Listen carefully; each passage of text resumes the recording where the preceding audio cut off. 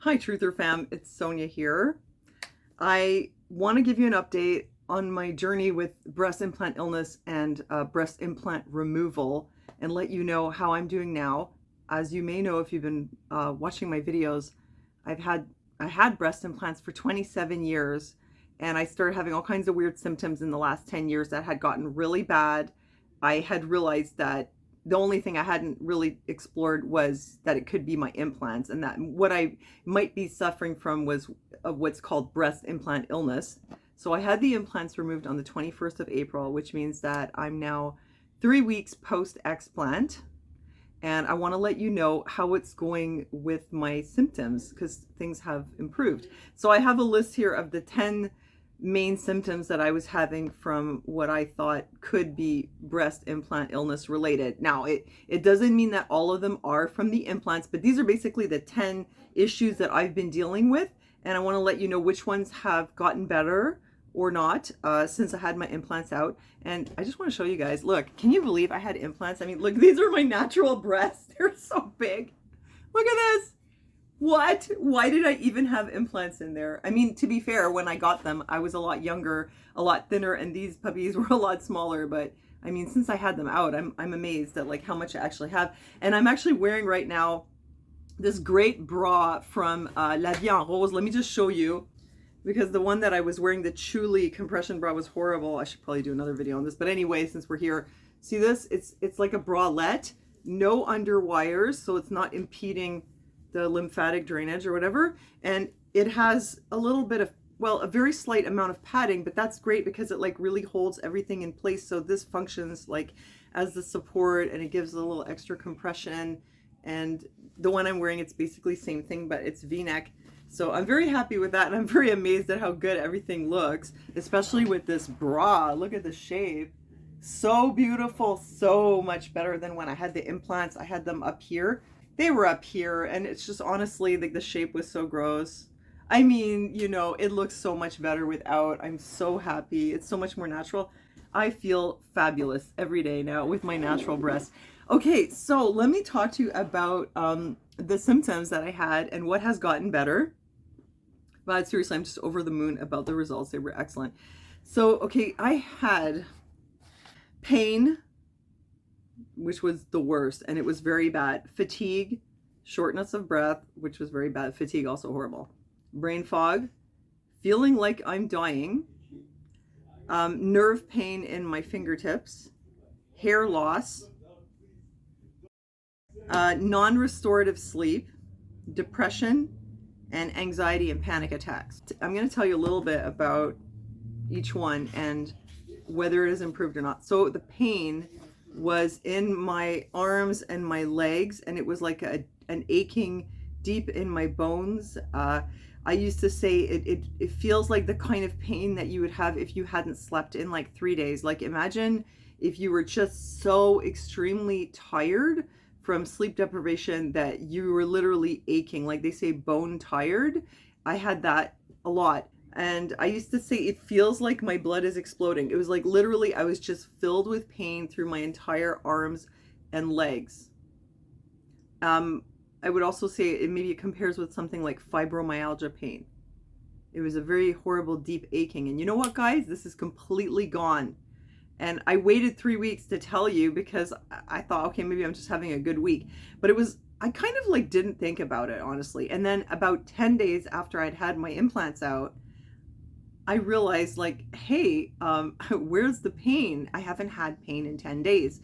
And I thought, okay, maybe it's because I'm recovering and I've been taking it easy. I've been sleeping more than usual. Maybe it was the medications, the painkillers, which I had stopped taking by that time. I only took them 5 days, but I thought maybe they gave me a good sleep.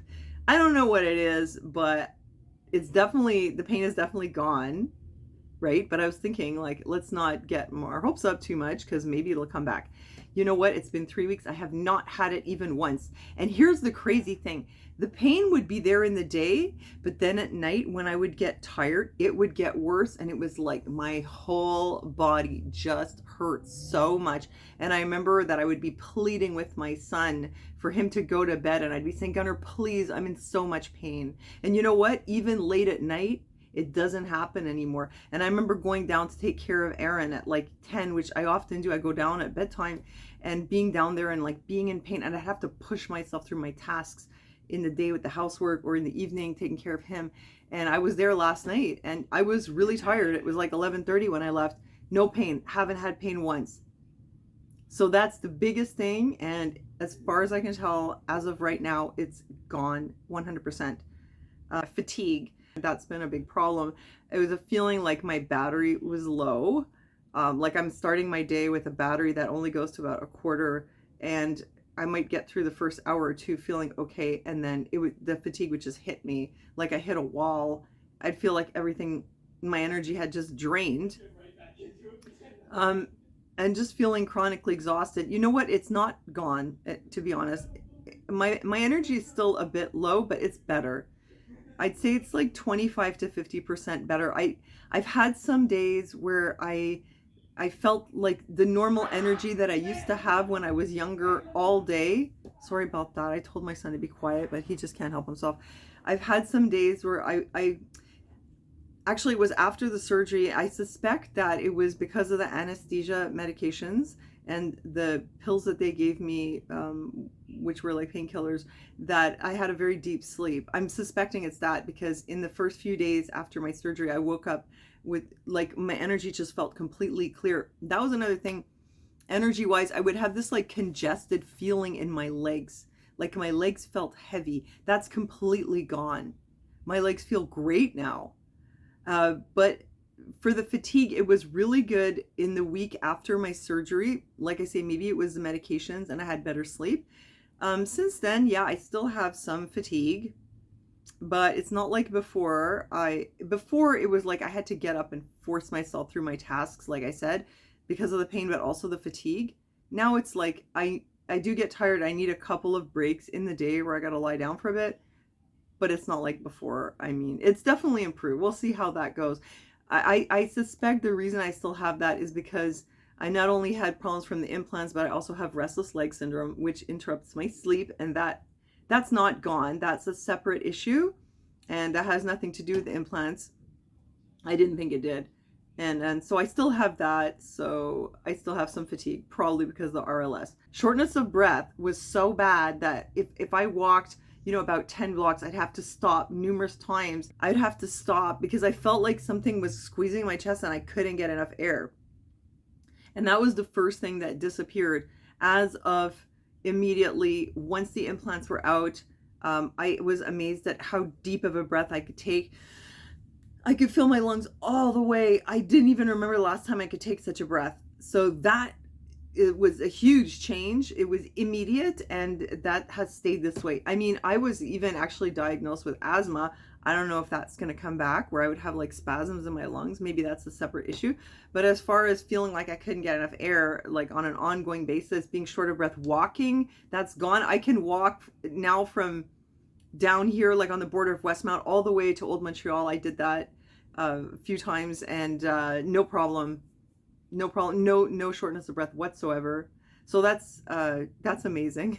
That's huge. And that was immediate, 100% gone. Why the shortness of breath? They're not that heavy. It's not like it was exactly crushing my chest, but they formed capsules, and the capsule was stuck to my rib cage. And when he took them off, on the left one, you could see like a stripe of muscle tissue that he had to like chisel off.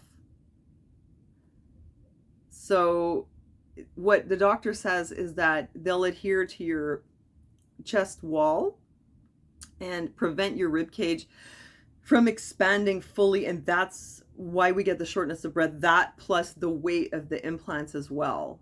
Oh yeah, and on the subject of the shortness of breath, like I think that whatever was going on in my body, I wasn't oxygenating properly, because as soon as I got the implants out, my skin started to have color and glow, and my lips started to have color again, whereas before I was very, very pale.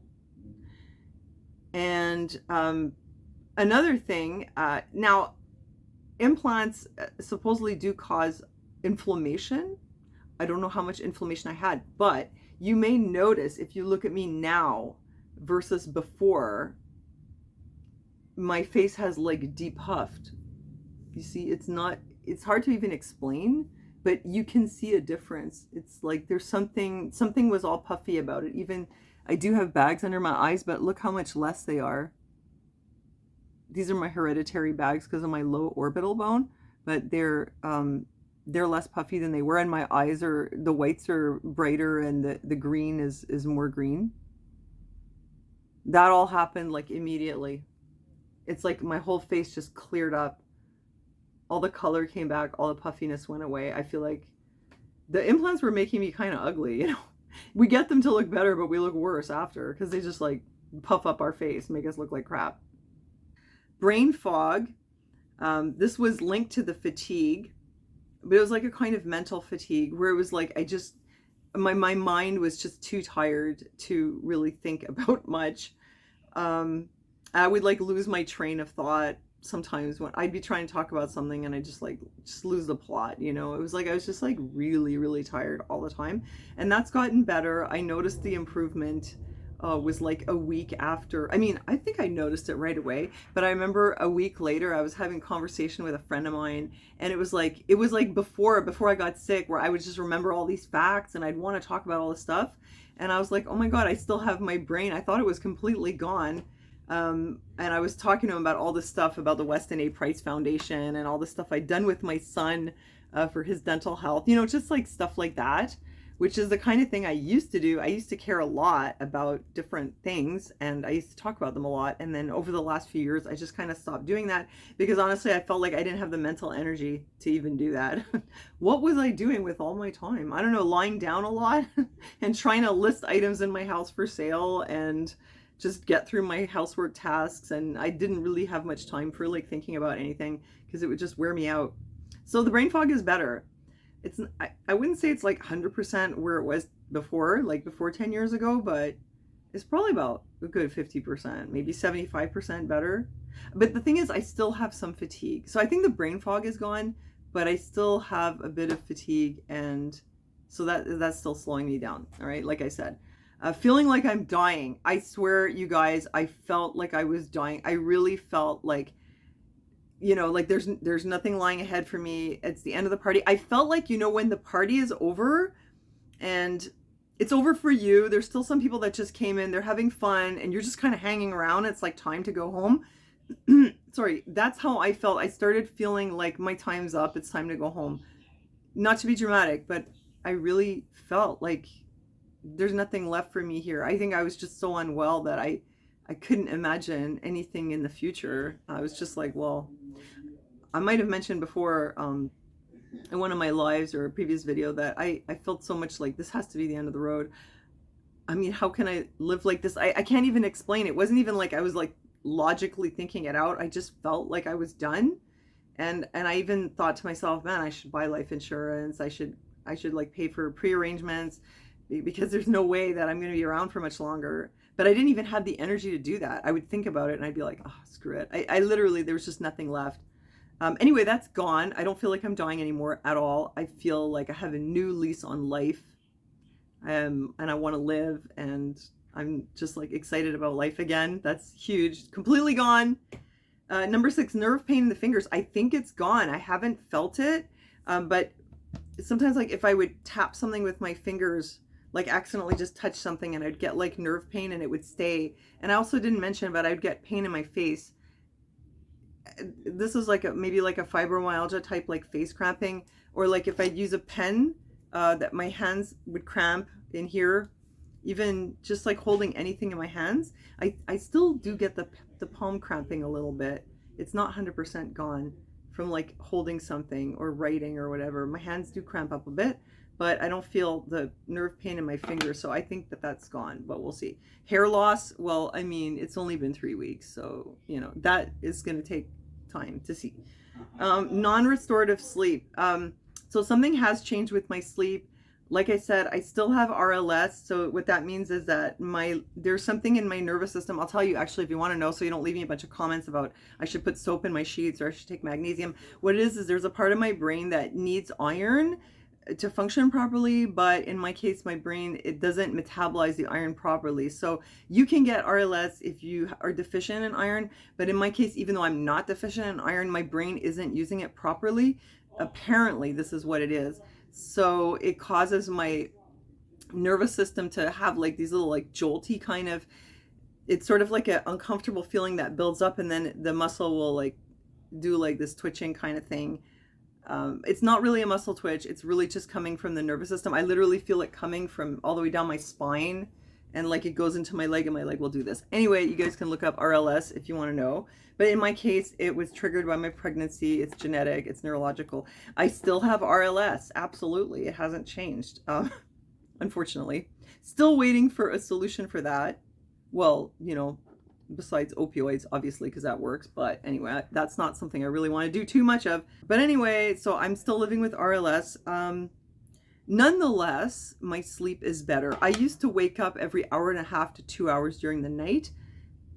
I'm sleeping stretches like 4 to 5 hours sometimes at a time, which for me, it's really long. I still have the Jimmy legs also when I go back to sleep, but somehow in spite of the Jimmy legs, the sleep quality that I'm getting seems to be different.